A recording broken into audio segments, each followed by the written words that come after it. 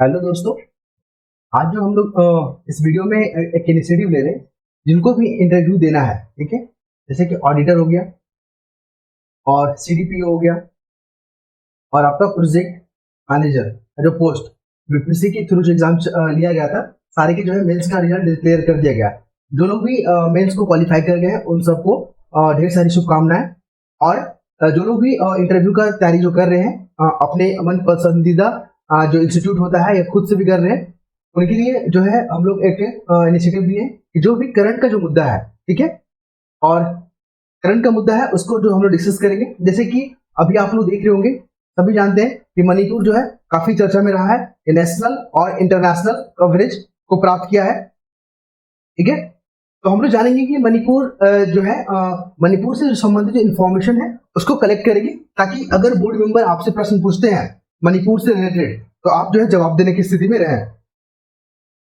सबसे पहले जो है डिस्कस कर लेते हैं मणिपुर जो है आपका नॉर्थ ईस्ट जो है अपना भारत नॉर्थ ईस्ट का एक भाग है, ठीक है।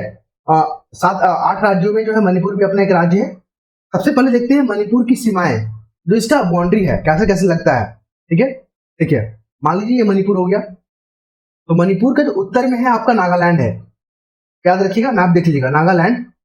दक्षिण की अगर बात की जाए तो दक्षिण में है आपका मिजोरम, मिजोरम और म्यांमार भी है, म्यांमार जो कंट्री है। ईस्ट में आपका क्या है, पूरब की ओर म्यांमार है, और पश्चिम की ओर क्या है, मिजोरम और असम। असम जो है आपका पश्चिम के साइड है और मिजोरम है। यहां से प्रश्न बन सकते हैं मणिपुर को लेकर, कौन कौन से राज्य जो टच करता है, एक हो गया नागालैंड, असम, मिजोरम, ठीक है, ये 3 राज्य हो गए। देश में अगर बात की जाए तो म्यांमार जो है बाउंड्री शेयर करता है मणिपुर के साथ। फिर देखते हैं कि मणिपुर का जो साक्षरता है, लिटरेसी रेट क्या है, लिटरेसी रेट मणिपुर का पूछ सकता है। तो मणिपुर का जो वर्तमान में जो रेट है वो है आपका 76.94%, ठीक है। ये हम लोग देख रहे हैं फैक्ट जो एग्जाम में पूछे जा सकते हैं इंटरव्यू में। उसके बाद देखते हैं मणिपुर का एरिया कितना है, ठीक है। एरिया, एरिया पे फोकस करते हैं हम लोग। मणिपुर का एरिया कितना है, माफ कीजिएगा, एरिया, एरिया की अगर बात की जाए तो 22,327 स्क्वायर किलोमीटर है, ठीक है, स्क्वायर किलोमीटर है आपका एरिया। और फिर एग्जामिनेशन जो आपके जो बोर्ड के मेंबर होंगे वो आपसे पूछ सकते हैं कि मणिपुर जो है किस चीज के लिए फेमस है, कम से कम 2 चीजों का नाम बताएं। तो देखिए, पहला तो आपको पता है लोकटक झील, लोकटक झील। लोकटक झील में एक नेशनल पार्क है जिसका नाम है केबुल लामजाओ, केबुल लामजाओ। ये काफी फेमस है, यहाँ पे नेशनल पार्क ही है, ठीक है, ध्यान में रखिएगा। और दूसरा फेमस क्या है, तो मणिपुरी नृत्य, मणिपुरी जो डांस है, मणिपुरी जो डांस है वो आपको क्लासिकल डांस का एक हिस्सा है, ये फेमस चीज हो गया। फिर देखते हैं हम लोग मणिपुर का जो राजधानी है वो कहाँ है, इम्फाल। और इम्फाल के बारे में एक जानकारी पता ही होगा आपको, जब सेकेंड वर्ल्ड वॉर चल रहा था माफ कीजिएगा, सेकेंड वर्ल्ड वॉर चल रहा था तो ब्रिटिश जो है यहाँ पे अपना छावनी बनाया था, किससे लड़ने के लिए, जापान से लड़ने के लिए। सारे पॉइंट को नोट कर लीजिएगा, आप लोगों को काम आएगा। फिर देखते हैं हम लोग मणिपुर का जो भौगोलिक संरचना है, भौगोलिक संरचना, ठीक है, एक सामाजिक संरचना होता है, एक भौगोलिक होता है।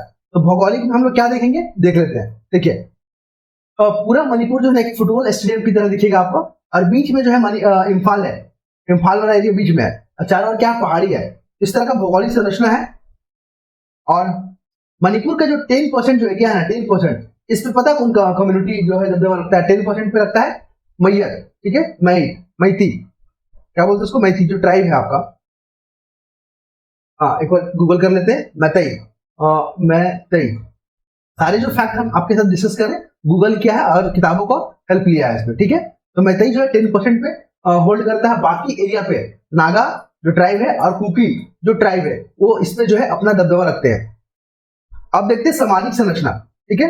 सामाजिक संरचना क्या होता है, क्वेश्चन पूछा जा सकता है कि मणिपुर की सामाजिक स्थिति क्या है।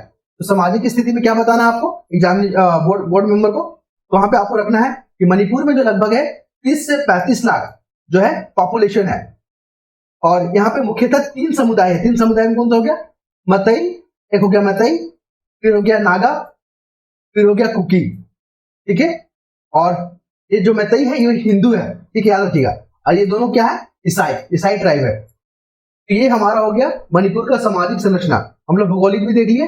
अब थोड़ा सा देख लेते हैं कि मणिपुर में जो हिंसा हुआ था, ठीक है, मणिपुर में जो हिंसा हुआ था वहां पे टर्म यूज करता है, टर्म ऑफ रेफरेंस।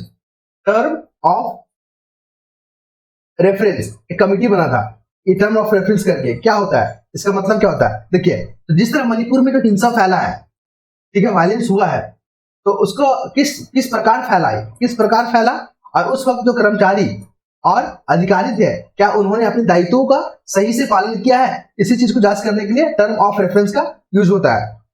एक कमिटी बैठता है, ठीक है। अब देखते हैं हम लोग मणिपुर में जो हिंसा हो रहा है, सरकार क्या प्रयास की उसको रोकने के लिए। तो आपको पता ही है, जो गवर्नमेंट होती है, सरकार जो है माफ कीजिएगा, तो मणिपुर के जो गवर्नर है, क्या नाम है उनका, मणिपुर का गवर्नर का नाम अनुसुईया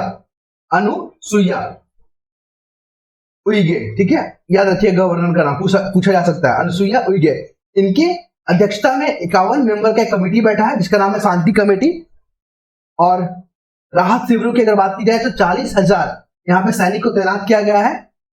और गृह मंत्रालय जो है, पूर्व मुख्य न्यायाधीश अजय लांबा के नेतृत्व में 3 सदस्य का एक कमेटी बैठाया गया है जिसमें retired IAS officer Himanshu Shekhar और रिटायर्ड आईपीएस ऑफिसर आलोक प्रभाकर शामिल हैं। फिर देखते हैं, देखिए आप जो है इस पे एक ब्यूरोक्रेट बनने जा रहे हैं, सिविल सर्वेंट बनने जा रहे हैं, ठीक है। अगर आप सीडीपीओ का एग्जाम इंटरव्यू देंगे या ऑडिटर का, सारे बीपीसी कंडक्ट कर रहा है, या तो प्रोजेक्ट मैनेजर का, तो आप सिविल सर्वेंट है। यहाँ पर अगर मान लीजिए क्वेश्चन पूछा जाता है बोर्ड मेंबर की तरफ से कि अगर आप एक जिम्मेदारी वाले पोस्ट में हैं तो आप इस हिंसा को रोकने के लिए क्या करेंगे। तो जाहिर सी बात है, आप लोग देखे होंगे अपने इर्द गिर्द में कि सबसे पहले पुलिस का तैनाती किया जाता है, ठीक है। उसके बाद क्या किया जाएगा कि ड्रोन होता है, क्या सीसीटीवी के माध्यम से हम लोग वहां पर निगरानी करेंगे, ठीक है, और निगरानी रखूंगा। और फिर क्या होता है, जो प्रमुख समुदाय के लोग हैं उनका एक कमेटी बैठाएंगे और उनको बोलेंगे कि आप जो है अफवाहों को फैलने ना दें और यहाँ पे शांति व्यवस्था बना के रखें। अगर जरूरत पड़ी तो हम लोग क्या करेंगे, सेक्शन 144 या कर्फ्यू जैसे उपकरण का यूज करेंगे हम लोग, ठीक है, कर्फ्यू। फिर क्या होता है, हिंसाग्रस्त जो इलाका है वहां पे बुनियादी जरूरतों को पूरा करेंगे, बुनियादी सुविधा का हम क्या करेंगे, वहां पे व्यवस्था करेंगे। उसके बाद क्या होगा, राहत शिविर लगाएंगे। ये तमाम हम लोग जो एक्टिविटी कर सकते हैं। अगर बोर्ड मेंबर की तरफ से पूछा जाए कि अगर आप एक जिम्मेवारी वाले पोस्ट पर रहेंगे तो आप क्या क्या कदम उठाएंगे, ठीक है। और देखते हैं हम लोग कि मणिपुर जो है अभी तक हिंसा हो रहा है, क्यों नहीं रुक पा रहा है। देखिए, मणिपुर में हिंसा इसलिए नहीं रुक पा रहा है क्योंकि जो दोनों समुदाय हैं, कौन कौन, कुकी और मैतेई, इनके बीच में जो अविश्वास होता है ना, अविश्वास वो बहुत गहरा होता चला गया है। और क्या हो रहा है, कुछ असामाजिक तत्व जो है शांति व्यवस्था बनाए रखने में जो है काफी अवरोध उत्पन्न कर रहे हैं। तो इन कारणों से जो है वहां पे हिंसा जो है रुक नहीं पा रहा है। अब देखते हैं मणिपुर स्वतंत्र कब बना, स्वतंत्र राज्य कब बना। आपको पता ही है, मणिपुर जो है 1972 में स्वतंत्र राज्य बना था 21 जनवरी को। और साथ मेघालय और त्रिपुरा भी बना था, मेघालय और त्रिपुरा, इस फैक्ट को ध्यान में रखिएगा। और मणिपुर के इतिहास की अगर चर्चा किया जाए तो मणिपुर देखिए 1700 ईस्वी में एक स्वतंत्र रियासत था, स्वतंत्र रियासत। फिर 1891 में जो है ना, इस पे अंग्रेज जो है अधिकार कर लिया। फिर 1947 में भारत में विलय हुआ और उस समय विलय हुआ तो उस समय यूटी बना, ठीक है, केंद्र शासित प्रदेश बना, ध्यान में रखिएगा। फिर देखेंगे हम लोग कि जो मैतेई जो ट्राइब है, मैतेई जो समुदाय है, मैतेई और कुकी, इनके बीच में तनाव क्यों बढ़ रहा है। देखिए, मैतेई जो है, इनका कहना है कि हमको एसटी का दर्जा दे दीजिए। तो इनको दर्जा जो है, हाईकोर्ट जो है वहां का, मणिपुर का हाईकोर्ट ने सरकार को जो है बोल दिया है कि आप इसमें विचार कीजिए उनको देने का, मैतेई को एसटी ट्राइब। तो इस कारण जो है कुकी लोग परेशान हो गए, उनको तनाव हो गया है, क्योंकि और पहले मैतेई का मत देख लेते हैं। इनका कहना है कि अगर हमको एसटी का जो दर्जा मिल जाता है तो उनका जो पूर्वजों का जमीन है, पूर्वजों का जो परंपरा है, संस्कृति है, भाषा है, तमाम चीजों को रक्षा करने के लिए एक संवैधानिक प्रावधान मिल जाएगा, साथ ही साथ और अपने जो संस्कृति कल्चर को सेव कर सकेंगे, ठीक है।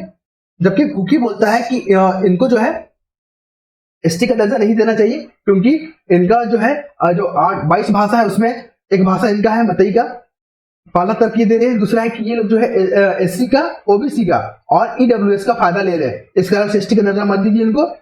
तीसरा क्या इनका तर्क है कि ये लोग जो है जो विधायिका में जो 60 सीट है उसमें से 40 जो लोग है ना वो मैतई कमेटी के हैं, तो इन कारणों से जो है इनको बीच में तनाव बना हुआ है। अगर मान लीजिए इनको एसटी का दर्जा मिल गया, इसको मैतई को, तो पहाड़ी इलाकों में जमीन खरीद सकते हैं, जिससे इनका जो अस्तित्व है वो खतरे में आ सकता है। और क्या फैक्ट बन सकता है, देखिए, तो मणिपुर में जो हिंसा हुआ उसके कारण क्या है, तो 3 कारणों को देखेंगे। मणिपुर में जो हिंसा हुआ है, मणिपुर में 3 कारण है। पहला है कि सरकार के द्वारा जो अतिक्रमण जो हटाया जा रहा है, ठीक है, जो अवैध जो जमीन था उस पर कब्जा किया गया था उसको खाली करवाया जा रहा है, जिससे कुकी जो है ट्राइब है काफी तनाव में है। दूसरा, अफीम को लेकर, अफीम का खेती को जो है वहां पे रोका जा रहा है, वहां पे प्रतिबंध लगाया जा रहा है। और तीसरा क्या है, मणिपुर का जो हाई कोर्ट है उन्होंने मैतई को एसटी का कैटेगरी या दर्जा देने के लिए सरकार को विचार करने के लिए कहा है। तो इन कारणों से जो है मणिपुर में हिंसा बना हुआ है। तो ये था महत्वपूर्ण इंफॉर्मेशन मणिपुर को लेकर। जो भी इंटरव्यू देने जा रहे हैं, ठीक है, ऑडिटर का हो, सीडीपीओ का हो या प्रोजेक्ट मैनेजर का हो, उनको जो है इन टॉपिक को देख के जाना चाहिए, क्योंकि जो है एग्जामिनर क्वेश्चन यहीं से पूछेंगे। ठीक है, नेक्स्ट वीडियो में हम लोग नेक्स्ट करंट मुद्दे को लेकर आएंगे और आपको जो है हेल्प हो पाएगा, अपना व्यू रख पाएंगे। ठीक है, और नेक्स्ट वीडियो में लोग आते हैं, तब तक अपना ख्याल रखिए। जय हिंद, जय भारत।